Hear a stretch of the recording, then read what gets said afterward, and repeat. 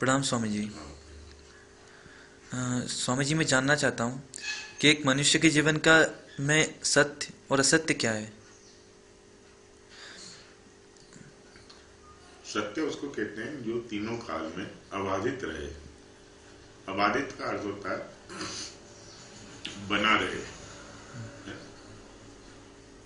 जिसकी सत्ता कभी खंडित ना हो, अखंड बने रहे, है ना। त्रिकाल अबाधितम इति सत्यम, जो तीनों काल में बना हो वो सत्य है। हम संसार में किसी भी चीज को देखें, वो तीनों काल में नहीं बनी रहती। ये ब्रह्मांड भी कभी नहीं था, अभी है और कभी नहीं रहेगा।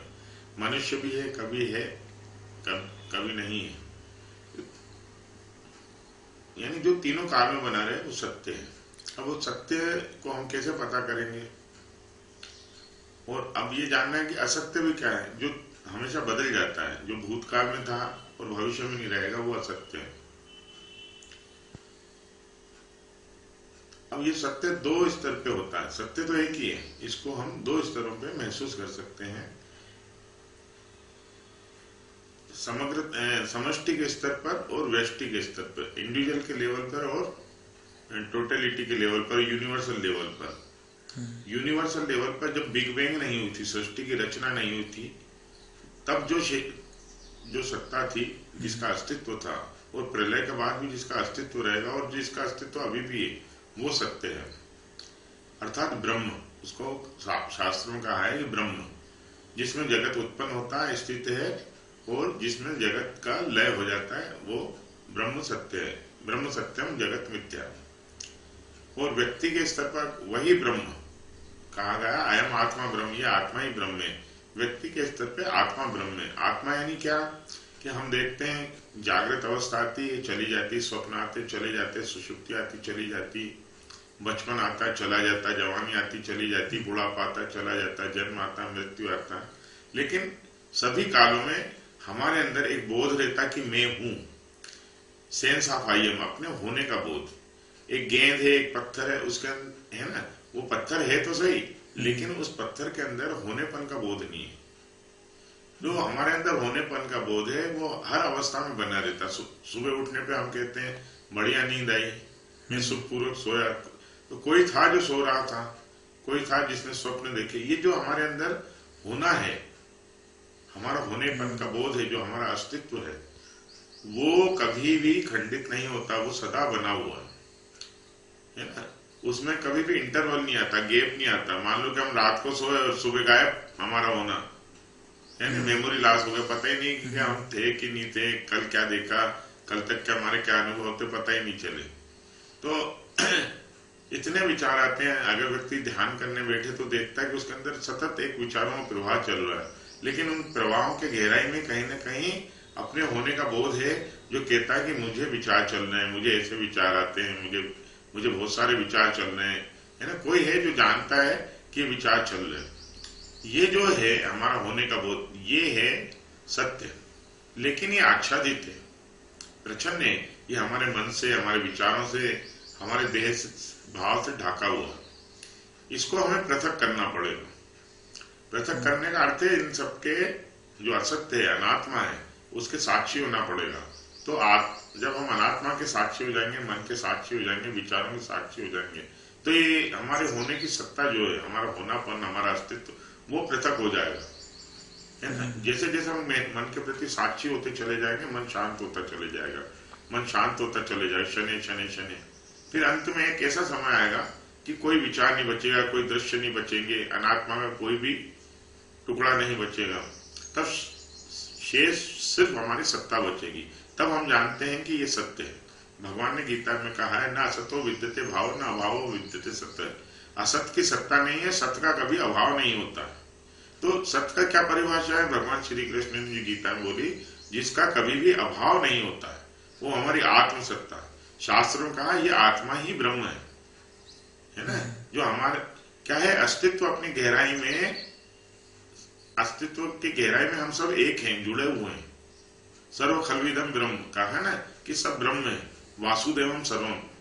हम ऊपर ऊपर सतही स्तर पे तो पृथक हैं, भिन्न है, लेकिन अस्तित्व की गहराई में हम एक हैं। जैसे सभी लहरों के पीछे एक सागर है, इसी प्रकार हमारे सभी की सत्ता के पीछे एक ही सत्ता विद्यमान है जिसको ब्रह्म कहा है, वही सत्य, उसका कभी अभाव नहीं होता है, वो सदा थी, सदा है, सदा रहेगी, वो शाश्वत सत्ता है। इसका कभी जन्म नहीं होता, अजो नित्यम शाश्वत है, ये नित्य है, इसका कभी जन्म नहीं है, सदा शाश्वत है, यही सत्य है। इसको जानने का उपाय है अपने मन के साक्षी हो जाना, मन और बुद्धि के। अच्छा स्वामी जी, जैसा अभी आपने कहा साक्षी हो जाना, तो ये साक्षी हो जाने का क्या अर्थ है? अभी अभी हम साक्षी नहीं है।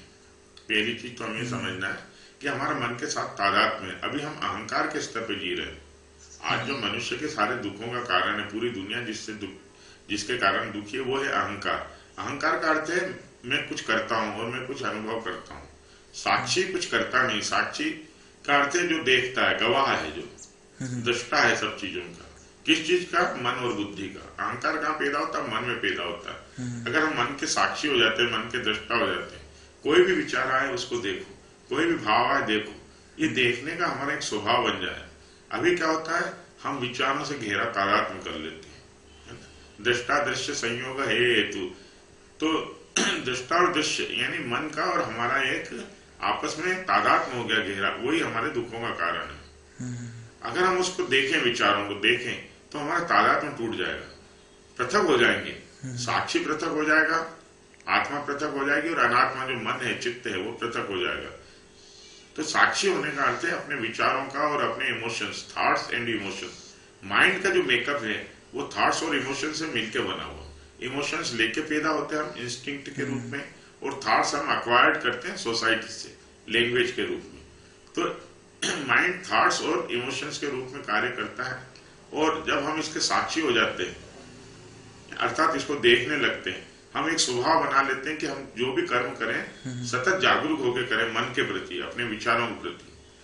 तो मन शांत हो जाएगा, तब हम वर्तमान में रहकर, प्रेजेंट में रहकर, है ना, इसी क्षण में जीकर कार्य करेंगे।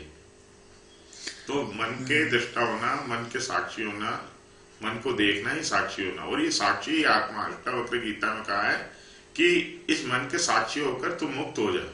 बंधन का कारण यही है कि हम साक्षी नहीं है। Unobserved mind is cause of sorrow. हम मन के साक्षी नहीं है। अगर हम साक्षी हो जाएं तो दुखी नहीं रहे। दुख का कारण ही है साक्षी का न होना, साक्षी की अनुपस्थिति दुख है। अच्छा जी, आप मुझे साक्षी होने का कोई सरल प्रक्रिया बता सकते हैं जिससे मैं अपनी व्यस्त जीवन में सरलता से ला सकूं? एक बात सबसे जरूरी समझना, महत्वपूर्ण, कि हम अभी साक्षी नहीं है, हम अभी सोए हुए हैं। ठीक है, साक्षी होना हम जन्म के साथ लेकर नहीं है।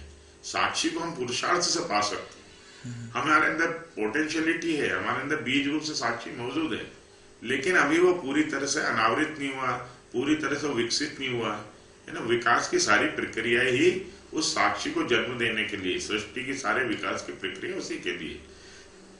तो साक्षी होना हमें सीखना पड़ेगा। ये एक तरह की शिक्षा है, एक तरह की लर्निंग है। तो कैसे होना, आपने पूछा कि सरल प्रक्रिया क्या है। सरल प्रक्रिया इसकी ये है कि सबसे पहले अपने सांस के प्रति जागरूक हों। सबसे सरलतम उपाय, सांस अपने आप चल रही, हम नहीं चला रहे, हम ले नहीं रहे। सांस हमारे द्वारा की गई कोई क्रिया नहीं, प्रकृति द्वारा संपादित क्रिया है। तो सांस अपने आप चल रही, तो हमें कुछ नहीं करना है, इसके प्रति जागरूक होना। जागरूक होने से क्या होगा कि हमारे अंदर एक सतत अनवरत जो थिंकिंग चल रही है, चिंतन चल रहा मन के स्तर पे, हमारे बिना चाहे, है ना, बिना की चल रहा है, वो स्टॉप हो जाएगा। हम वहां से शिफ्ट होकर हमारी श्वास के प्रति सजग हो जाएंगे।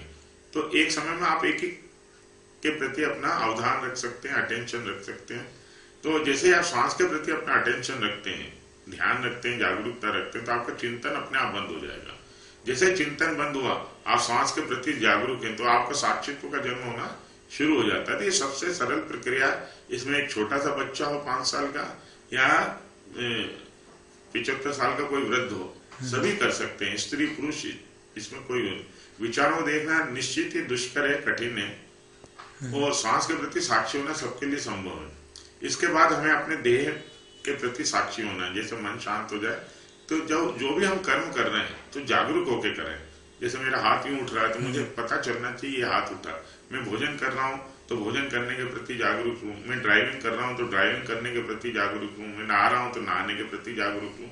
हर कर्म जितना भी शारीरिक कर्म है, फिजिकल वर्क है, उन सब में हम अपने देह के प्रति इंसाइट से जागरूक रहें। ये साक्षी होने की सबसे सरलतम प्रक्रिया है। इसके बाद आती है अपने थॉट्स यानी विचारों को और इमोशंस को के प्रति जागरूक होने की प्रक्रिया।